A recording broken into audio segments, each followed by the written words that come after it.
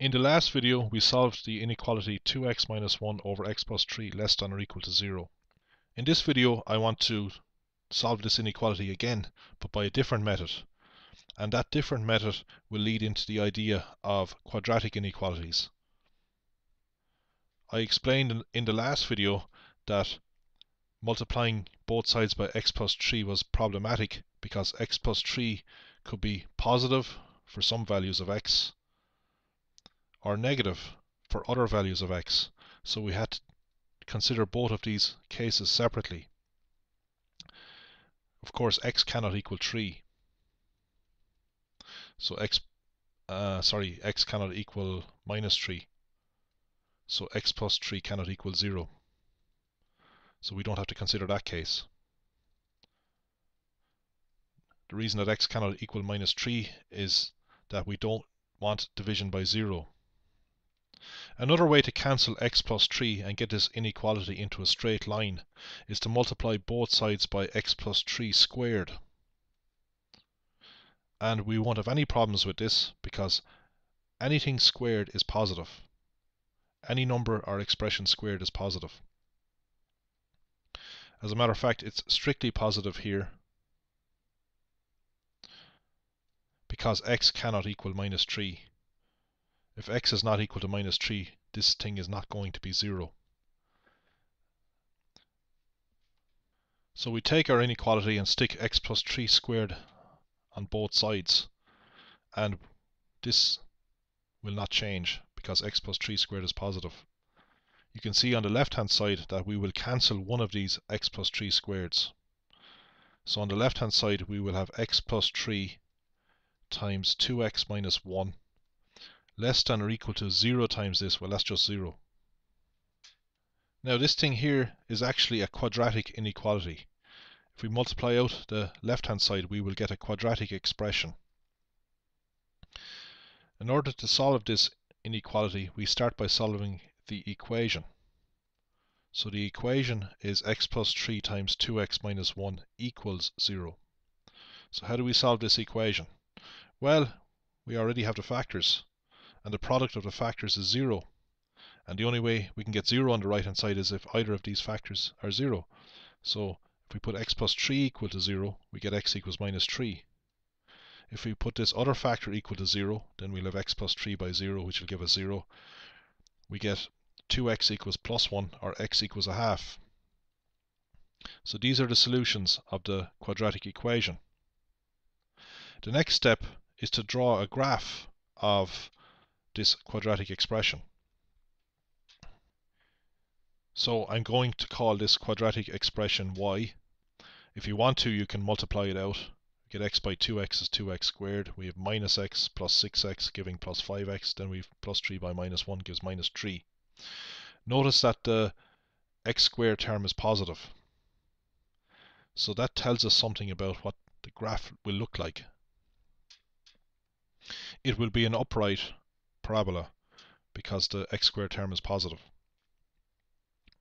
It will also cross the x-axis at the two roots. So the two roots are solutions of the quadratic equation are x equals minus 3 and x equals a half. Of course, we're not just interested in where y equals 0. Well, we have those two values, but we're interested now in our quadratic inequality. So we go back to the quadratic inequality to see where y is less than or equal to 0. So for what points on the curve are the y values less than 0? Well, you can see that it's all these points here. For all these points here on this region, the y values are negative, less than or equal to 0. Equal to 0 for minus 3 and plus a half. So you can see that for all x values between minus 3 and a half, then y will be less than or equal to 0. However, we have to exclude this value here because remember, x cannot equal minus 3 for our original inequality. So here's the solution set as you saw in the previous video. Here is a question that leads to a quadratic inequality. For what value of k does the equation 3x squared plus kx plus 4 equals 0 have real roots? Let's look at the solutions of this quadratic equation.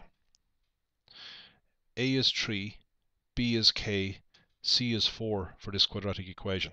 So we plug those values into our minus b formula. So we have minus b, which is k, plus or minus the square root of b squared, which is k squared, minus 4 times 3 times 4. That's minus 48. The plus or minus indicates that we have two solutions. So one solution is minus k plus the square root of k squared minus 48 over 6. The other solution is minus k minus the square root of k squared minus 48 over 6. Now we want x to be a real number. That means that the discriminant, basically b squared minus 4ac, which works out to be k squared minus 48, must be greater than or equal to 0. If this discriminant is less than 0, we'll be getting the square root of a negative number, and then we're into complex numbers, which we won't be covering in this section. We're only working with real numbers, so we have to be able to get the square root of a positive quantity. So we must have that k squared minus 48 is positive. We're only talking about real roots here. So to find the values of k that give real roots, we have to solve this quadratic inequality. The way we solve a quadratic inequality is to start by looking at the quadratic equation. That's the equation with 0 on the right hand side. So we get it into the standard form of a quadratic equation. So this is a quadratic equation because we have k squared. We don't have a k term. So it's easy to solve this quadratic equation. We just bring over the minus 48. We get k squared equals 48. We solve that to get k equals plus or minus the square root of 48. So this is a very easy quadratic equation to solve. We don't have to use our formula because the k term is 0. The square root of 48 has two solutions, plus root 48 or minus root 48. The next step in solving a quadratic inequality is to draw a graph of k squared minus 48. So I'm going to call it y. So the independent variable is k. It's not x, it's k. We can see that the squared term is positive, which means that our graph will look like this. It will be an upright u, an upright parabola. Furthermore, the graph will cross the k-axis at plus root 48 and at minus root 48. So here is a rough sketch of y equals k squared minus 48. Now, we're interested in the values of k for which y, this is y, is greater than or equal to 0.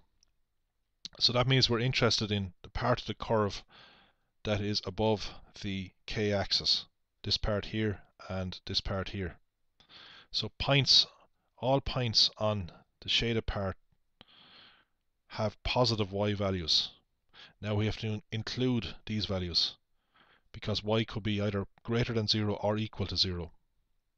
So we're interested in we're interested in the values of x for which y is greater than or equal to 0.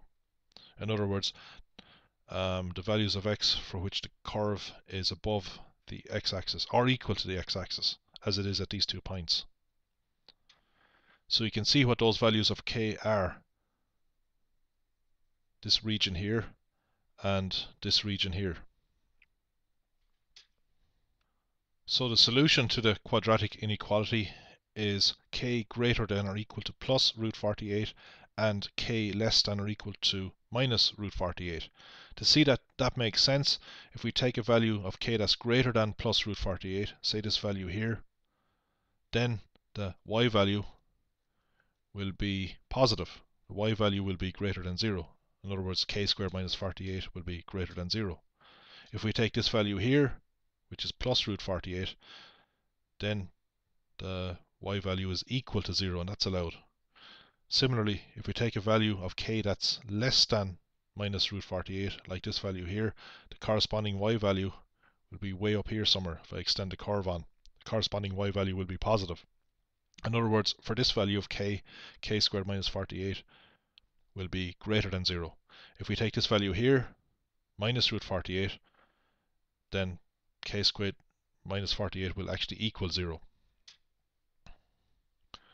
So the solution set consists of these two regions.